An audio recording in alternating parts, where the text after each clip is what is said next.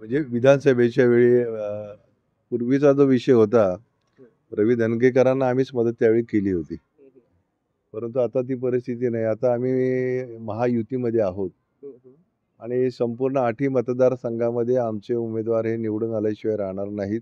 कसब्यामध्ये तुम्हाला परिवर्तन झालेलं निश्चितपणाने दिसेल.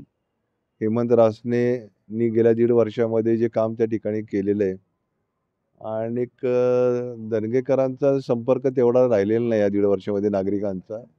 ते वातावरण जे पूर्वीचं होतं तसं कुठलंही वातावरण नाहीये. आणि मी सांगितलं ना, की राज्य शासनाच्या ज्या योजना आहेत त्याचा निश्चितपणे उपयोग या मतदारसंघामध्ये देखील झालेला आहे आणि ते मतदार निश्चितपणे या महायुतीच्या उमेदवाराला मतदान करतील. अवघ्या काही दिवसांवर मतदान आलेलं आहे आणि विधानसभा निवडणुकीची रंगत ही आता दिवसेंदिवस वाढतच चाललेली आहे. माझ्यासोबत पुणे राष्ट्रवादी अध्यक्ष दीपक भाऊ मानकर आहेत.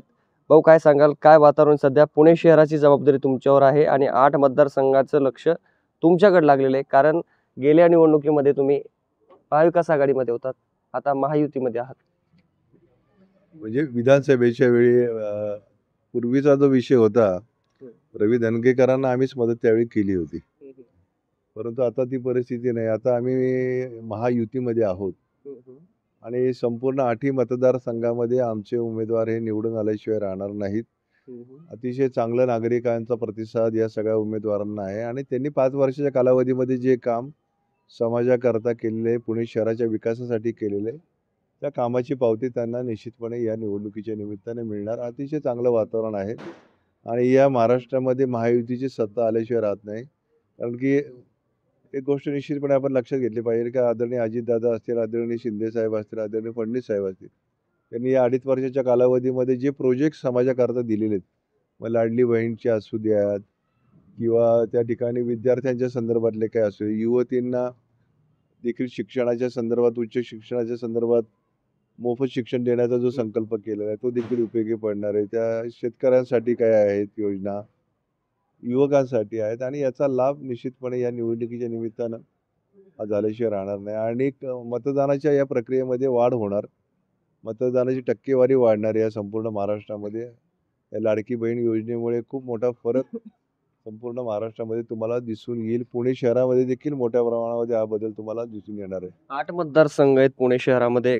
काय स्ट्राईक रेट असणार आहे? तुम्ही आता शहराध्यक्ष असल्यामुळे मोठी जबाबदारी असणार तुमच्यावर. नाही, मी सांगितलं ना तुम्हाला की बाबा हे सगळे सीट्स आम्ही जिंकणार. सगळे सीट जिंकणार. सगळे सीट जिंकणार आम्ही. 8च्या 8 सीट आम्ही जिंकणार आणि एक पुण्याच्या विकासाला हे मतदान असणार आहे. या उमेदवारांनी जे काम 5 वर्षाच्या कालावधीमध्ये आमच्या केलेल्या 8ही मतदारसंघातल्या त्याची पावती यांना निश्चितपणाने या निवडणुकीच्या निमित्तानं मिळेल. तुमचं लहानपण ज्या कसब्यामध्ये गेलं त्या कसब्याकडे महाराष्ट्राचं लक्ष लागलंय, कारण पुन्हा एकदा ते जुनेच दोघं जण नव्याने निवडणुकीला सामोरं जात आहेत. कसब्यामध्ये तुम्हाला परिवर्तन झालेलं निश्चितपणाने दिसेल. हेमंत रासनेंनी गेल्या 1.5 वर्षामध्ये जे काम त्या ठिकाणी केलेलं आहे आणि धनगेकरांचा संपर्क तेवढा राहिलेला नाही या 1.5 वर्षामध्ये नागरिकांचा. ते वातावरण जे पूर्वीचं होतं तसं कुठलंही वातावरण नाहीये. आणि मी सांगितलं ना, की राज्य शासनाच्या ज्या योजना आहेत त्याचा निश्चितपणे उपयोग या मतदारसंघामध्ये देखील झालेला आहे आणि ते मतदार निश्चितपणे या महायुतीच्या उमेदवाराला मतदान करतील आणि रासन्यांचा विजय हा निश्चितपणे आहे. आपण बघितलं की लोकसभेच्या निमित्तानं 15,000चं लीड कसब्यामध्ये आहे आणि विधानसभेला ते रवी धनगेकरांचं 11,000चं लीड भाजपचे उमेदवार होते. परंतु आता भाजप नाही तर ही संपूर्ण महायुती आहे. महायुतीचं 15,000चं लीड हे धनगेकरांवरती या निवडणुकीमध्ये असल्याशिवाय आम्ही गप्प बसणार नाही, अशा पद्धतीचं काम आमचं चाललं आहे. बहुत धन्यवाद तुम्ही दिलेल्या माहितीबद्दल. तर हे होते शहराध्यक्ष राष्ट्रवादी, ज्यांनी सांगितलंय की यावेळेस पुणे शहरातून ज्या 8च्या 8 जागा ह्या महायुतीच्या विजयी होतील आणि कसब्यामध्ये जे राहतात लहानपणापासून, तर त्यांचं असं म्हणणं आहे की कसब्यामध्ये यावेळेस परिवर्तन होईल आणि लोकसभेप्रमाणेच विधानसभेला देखील रासने हे मताधिक्य घेतील आणि निवडून येतील, असा विश्वास त्यांनी आपल्याशी बोलताना व्यक्त केलाय. विष्णू सानप, लेट्सअप मराठी, पुणे.